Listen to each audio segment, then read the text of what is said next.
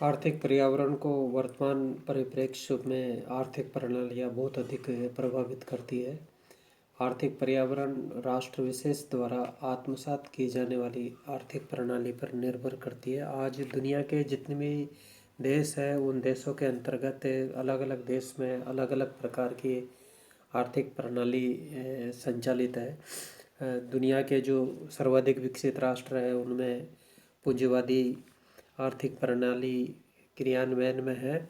कई देशों में साम्यवादी आर्थिक प्रणाली क्रियान्वयन में, तो कुछ एक देशों में समाजवादी, और भारत सरी के जो विकासशील देश है उनमें मिश्रित अर्थव्यवस्था एक तरह से व्यवस्था में संचालित है।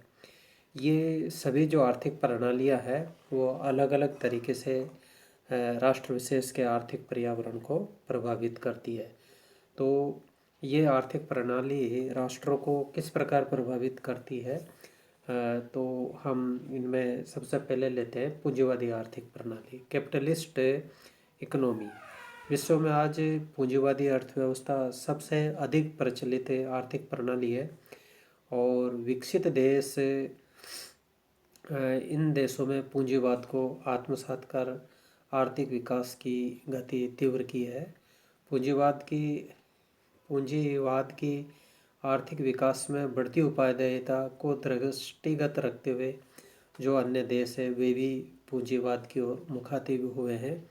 America, German, Japan, France, Italy, Canada, विशेषकर ग्रुप 7 के जो देश है इन देशों ने पूंजीवाद द्वारा ही तीव्र विकास किया। पिछले 1-2 दशकों में विश्व आर्थिक संक्रमण के दौर से गुजरा। विश्व के प्राय सभी विकासशील देशों ने परिवर्तित आर्थिक परिदृश्य के साथ कदम ताल करते हुए आर्थिक प्रणालियों में मूलभूत परिवर्तन किए हैं।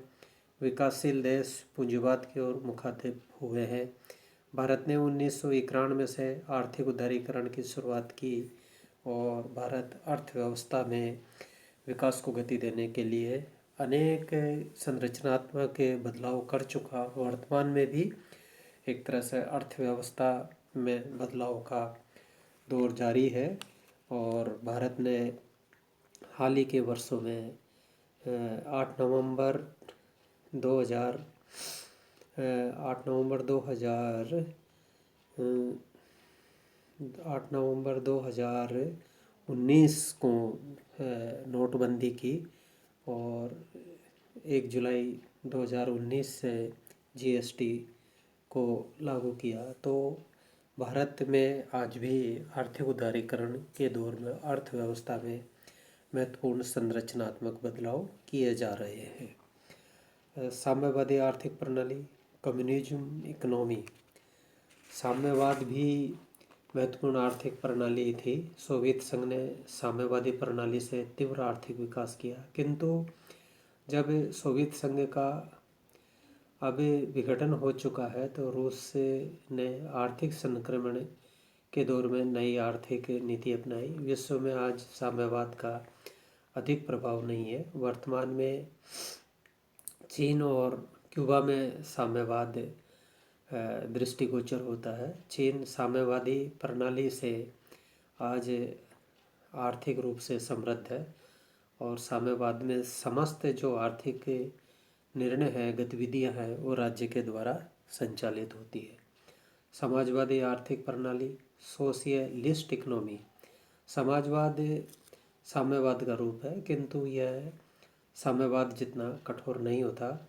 समाजवाद में आर्थिक गतिविधियां अधिकांशतः सरकार के द्वारा संचालित होती है। इनमें प्रतिस्पर्धा सीमित होती है। गैर आरक्षित क्षेत्र के उद्योगों में अवश्य प्रतिस्पर्धा होती है। भारत ने सोवियत संघ से प्रेरणा लेकर समाजवादी आर्थिक प्रणाली को आत्मसात किया। सरकार आर्थिक क्षेत्र में सर्वेसर्वा होती है। आर्थिक गतिविधियों का नियमन और नियंत्रण सरकार के हाथों में होता है। भारत समाजवादी आर्थिक प्रणाली से प्रमुख आर्थिक समस्याओं से उबर नहीं सका। परिणाम स्वरूप आज भारत आर्थिक उदारीकरण की ओर उन्मुख है और उदारीकरण के मार्ग पर सरपट गति से दौड़ रहा है। मिश्रित अर्थव्यवस्था, मिक्स्ड इकोनॉमी। भारत की अर्थव्यवस्था मिश्रित अर्थव्यवस्था है और मिश्रित अर्थव्यवस्था में पूंजीवाद साम्यवाद का उदाहरण रूप होता है और इसमें अर्थव्यवस्था के प्राय सभी क्षेत्रों जैसे निजी क्षेत्र, सार्वजनिक क्षेत्र, संयुक्त क्षेत्र, सहकारी क्षेत्र सभी को फलने फूलने का पर्याप्त अवसर होता है। भारत में आर्थिक उदारीकरण में इन सभी क्षेत्रों का उल्लेखनीय योगदान रहा है। आर्थिक उदारीकरण के दौर में भी मिश्रित अर्थव्यवस्था का बोलबाला है। विभिन्न क्षेत्रों की भूमिकाओं में अवश्य बदलाव हुआ। उदारीकरण में अब सार्वजनिक क्षेत्र के उपक्रमों के स्थान पर निजी क्षेत्र की भूमिका बढ़ी है, किंतु सार्वजनिक क्षेत्र के उपक्रमों का अस्तित्व आज भी बना हुआ है। तो हमने जो आर्थिक पर्यावरण को प्रभावित करने वाले विभिन्न घटकों के बारे में जो अध्ययन किया, तो इससे यह कहा जा सकता है कि आर्थिक पर्यावरण पर अनेक घटकों का प्रभाव पड़ता है। आज विश्व के देश पर्यावरण को प्रभावित करने वाले घटकों को अनुकूल बनाने वास्ते प्रयत्नशील है ताकि विकास की गति तेज की जा सके। भारत में आर्थिक पर्यावरण को प्रभावित करने वाले घटकों की स्थिति प्रतिकूल होने के कारण आर्थिक विकास की गति धीमी है। मानव संसाधन, बढ़ता विदेशी ऋण, प्रतिकूल व्यापार शेष, आधारभूत संरचना का अभाव आदि घटक विकास के मार्ग में बाधा बने हुए हैं। तो अब चूँकि भारत वर्तमान में विकास पथ पर तेज गति से आगे बढ़ रहा है और हाल के वर्षों में भारत